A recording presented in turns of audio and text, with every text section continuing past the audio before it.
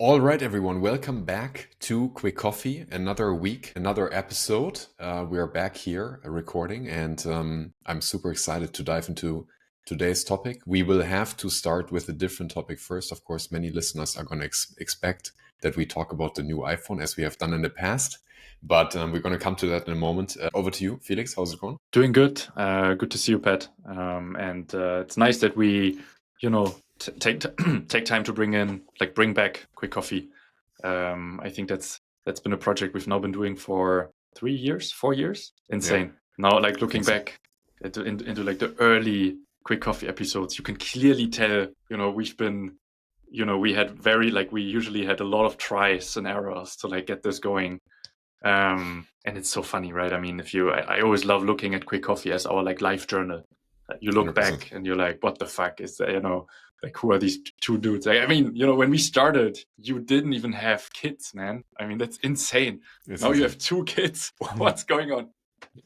It's crazy. It's crazy. But people might have noticed we are switching. We've switched, at least for now, to like a bi-weekly schedule. So we're gonna record every other week. We want to kind of keep it up, but then also not overload ourselves and really turn things into a great episode.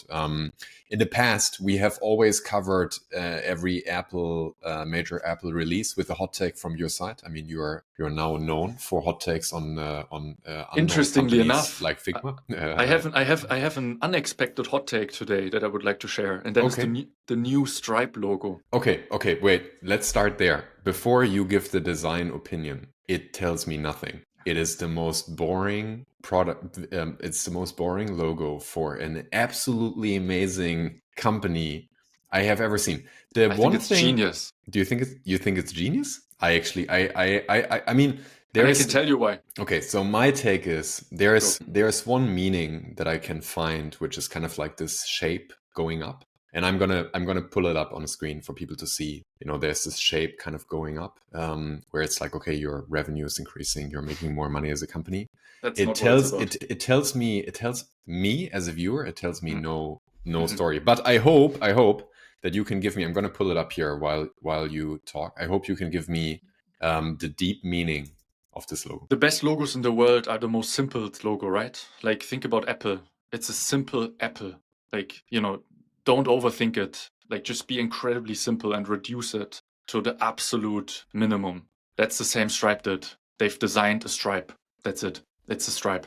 What else are you seeing? It's a stripe. You mean as like Adidas having it's a stripe. Stripes? It's like it's a stripe.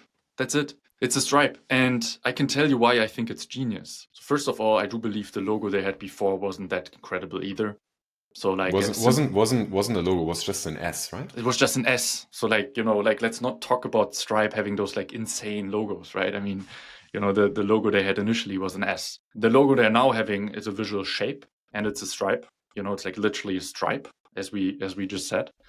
And first of all, the amount of free marketing they're getting for this is incredible. It costs millions of dollars to get that amount of reach for that kind of rebrand, right? Like, let's just acknowledge that for a second. Like, but positively or negatively? It doesn't matter. It's marketing. Like, basically, the name Stripe has now been appearing on everyone's feed. The amount of I don't want to count the millions of impressions that this logo received. And you know it yourself. It's all about distribution. It's about putting something 100%. Out there and like having people talk about it. And you gotta be bold in order for people to talk about it. And on top of that, I do believe it's actually quite a nice, like a very bold and like thought through logo, because it's so simple. And the best logos in the world are the ones that have a hidden message. And I'm 100% sure there's like even more behind that logo than just the single stripe, which you didn't even see, which is interesting. I think most people won't see it. But then if you look at, for example, can you open up the Index Ventures logo for a second? Can we just 1 second? Can we just talk about this one? Yeah, I mean that's a different story, but also this one is also I mean this one is also just, I mean, we're looking at the A16Z logo. Now, the one thing that I want to say, I mean, we usually agree on certain things. I don't think that I will agree with the stripe take. That's fine. This one is pretty wild in terms of just, the idea, but it is it is recognizable, it is unique. The problem that I have with the new Stripe logo is I get your take and I get the comparison to Apple, but the problem is the Apple logo is still, it has this kind of bite, and there is something unique to it. The problem is this stripe here, it could be any, like it's more or less a random shape. Will it get to this level of where it's actually recognizable? Like the Airbnb logo is also a genius logo, but it has at least some uniqueness to the shape that you can recognize it. If you see this on anything, it's going to take a long time to connect that like box. Can you open up? I think it comes a lot down to like positioning and strategy and storytelling. If you look at this little stripe now being part of the main logo as well, like, can you look up the actual Stripe logo? And then we'll jump into Index. Like, can you open up the like actual Stripe wordmark logo that they've now released, where this little stripe is basically the dot of the eye? This is Google search. Stripe. Yeah, exactly. Like if you zoom in. This one. Oh yeah. Okay. I get it. Okay. All right. Yeah, so okay, I get that. It's a lot about how do you now like position this logo. Like obviously, I think it's not a smart move to introduce such a simple shape and then have it like as a standalone item and put it out in the world. But if you position it smartly, I think it can actually be quite powerful. And some of the boldest brands I know are quite simple. Another example, I was talking about logos having a hidden message. Can you zoom in a little bit to the logo? Oh yeah, one second. Yeah, but this one for me is different. This one is genius. This one I find also genius. Yeah, because we talked about it, right? But there is something to it, like the stripe. I'm looking at this box and I'm thinking, it's kind of like a bit shaped, up and to the right, like maybe my revenue goes up or something. Like I'm trying to find the message. This one, it has the message. You can explain it, but the message here is, just for everyone else, like not seeing it. I think that's always like the fun part about logos. If you look at this one or even the FedEx logo, for example, there's these like hidden things inside. So this one, for example, is a handshake, right? It's like basically a hand that you shake if you do a deal with your investors, which I find super, super interesting. And nice. But my take with Stripe, and I think we should probably then like move on to our main topic for this episode. But my take with the Stripe logo is it's a simple stripe, and it makes more sense than the logo they had before. And I think it's bold, it's free marketing, and it's a genius move. And even with a simple shape like this, you can play a lot. Thinking about an environment that's very emotional and dynamic, and there's so much you can do with that. And I'm very much interested in seeing their marketing team and motion team now playing with this shape, which is way beyond what you could do with a simple S. I think with that shape you can do way more, and there's a strategy behind it. And but yeah, I mean it's really kind of like it kind of takes us into the episode with how to build a product, how to start out with a company in the age of AI. We want to talk about that today, but I think one of the interesting things is when you think about how important branding and distribution is becoming today, it is actually it's actually interesting that we started the episode on this topic, because when we were briefly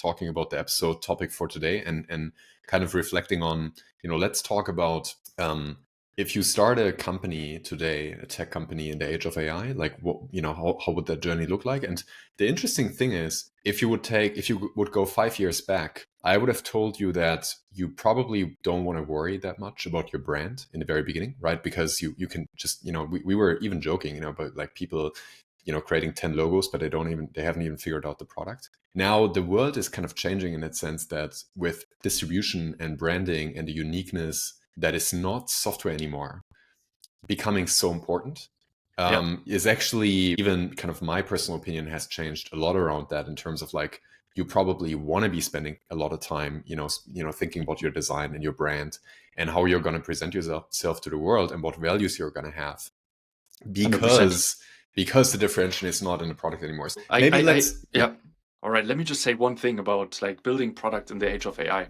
I do believe that basically building the brand is potentially even as important, or maybe even more important than building the actual product. And the reason is, a brand is very much defining how people feel while they use your product, right? And especially in a crowded market where everyone can build, everyone can put something out there. 100%. The question is, how do you stand out, and how do you make people use your product instead of a different product? And there are great examples for it, right? I mean, not sure if you saw it, but like Sana Labs from Stockholm, right? They just got acquired for, I don't know, like $1.1 billion or something Insane. like that. Crazy. Incredibly, like it's insane. And I guess, but one thing stands out, their brand, I mean, their product is strong for sure, but what is it that, makes them so different? I think is the culture they've built, the community they've built, the way people look at, their kind of their brand from an outside perspective. And that's just super strong. And so thinking about starting something, I would probably think about what is the brand I'm building? What is it that I want people to feel while using my product? Because I do believe that, the earlier the earlier you start thinking about that, the better. I think it's so interesting when you reflect on, what should you really be worried about in the world of AI if you're bringing a tech product to market? I think the branding and how you're gonna get users to even, one thing is the distribution side. How do you get people to your, even to look at your at your product, right? In a world where everyone can literally now with Lovable build a product, right? In a world where everyone can build a product, you wanna the biggest question is going to be like, how do you even get people to your app, first of all? And then the second one is, what's the branding? What's the special message that you have to people, to literally to people to even engage with your product and have like certain association with what you're bringing to the market. And then the third thing, for me, and that's something that I'm noticing a lot now, as we are building Superscale as a product, you want to be incredibly mindful about, how to be very, very specific, very, very kind of niche around the use cases that you support, because you can be sure that in any market in which you're building any product, there's going to be like 100 people at least, building a product in that market as well, which is going to be very comparable to yours. And so you want to be getting to that point where you have a brand, you have a product that is so well defined, so specialized to like that one group. That interesting that people perfectly resonate with it, right? And perfectly feel drawn to this community. And I actually think what will happen is, in the short term, it's going to be incredibly hard because everyone is building a product, everyone is building, everyone is copying each other, and all of the tools are making it even easier. But then what happens is the average quality of software drops dramatically because everyone is just like building something, not really caring. And so when that wave is over, there's going to be like these few companies that really care about quality and brand, right? And they will stick around. That's do you think building a brand is more difficult or building the product is more difficult? In today's world, building a brand is more difficult. 100%. Crazy, right? And that's the thing. 5 years ago, it would have been at least on par, at least. But then in a world where there's fewer products, I think it's also easier to build a brand because you can easier differentiate yourself. Yeah. But now if you are in a market, you build anything, there's going to be 1,000 products. Yeah. Every one of these products is going to have some brand. So how does your brand stand out? Now, the interesting thing is, what does it mean to build a brand? You were talking about values, right? And I remember one of our Quick Coffee episodes. Some of the things that we talked about on Quick Coffee, they're probably still relevant today, even though the world's changing so much. Like, we talked about brand being basically your values to the outside world and culture being your values to the inside world. Now, if you think about that, those kind of values, what people are going to associate your product and company with, beyond the actual feature set, that is what it's going to come down to. I saw this new video by Claude, Anthropic. Yeah. You like think different or something. Yeah. Exactly. So keep thinking, or so was the slogan. Oh yeah, keep thinking. You're right. It remind, like they brought out this video, and they didn't talk about any model. They didn't talk about anything. They talked about the human creativity and the human thinking, and they made kind of this case in the video for, we are going to build models that are going to help someone think, and we're going to be that partner, we're not going to replace human thinking. We're going to be that kind of counterpart with whom you think, and you do your thinking, and then as a human you get better. Now, that story creates an association to Anthropic as a company and to the models, and it's differentiating itself from other storylines, right? And now you have like some values associated with it. I read like one comment, saying like Anthropic is kind of like what Apple should have been in AI, like really thinking about like how, Apple kind of, enshrined these values in terms of their brand. And but that's so hard to do, right? Like that requires creativity and taste and human intuition, but I love more that. than actually building a product. I love it because it means that basically if you want to build something in the age of AI, you should start with, basically you should think about it brand first.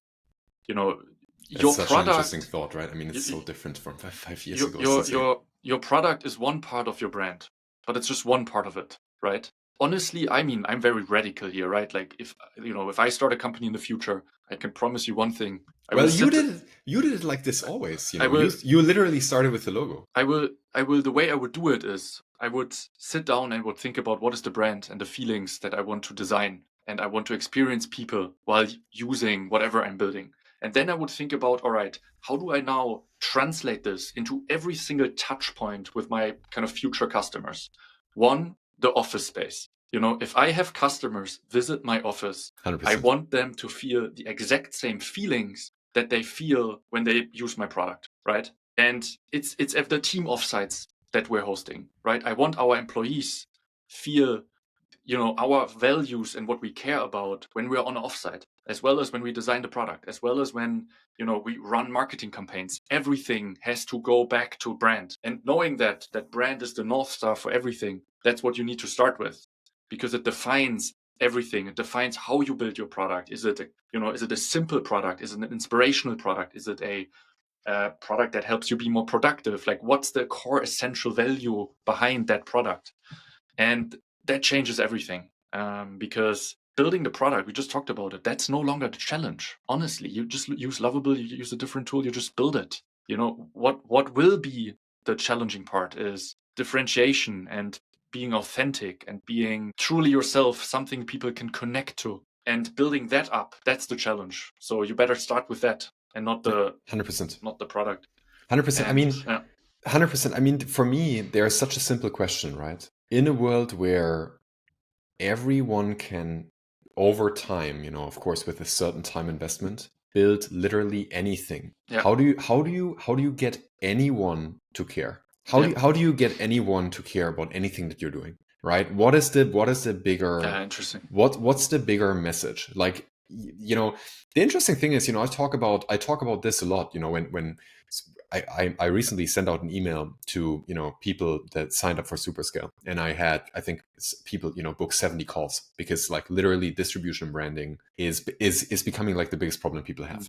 Now they booked a call with me, and I was sitting in these 15-minute calls, like one after another.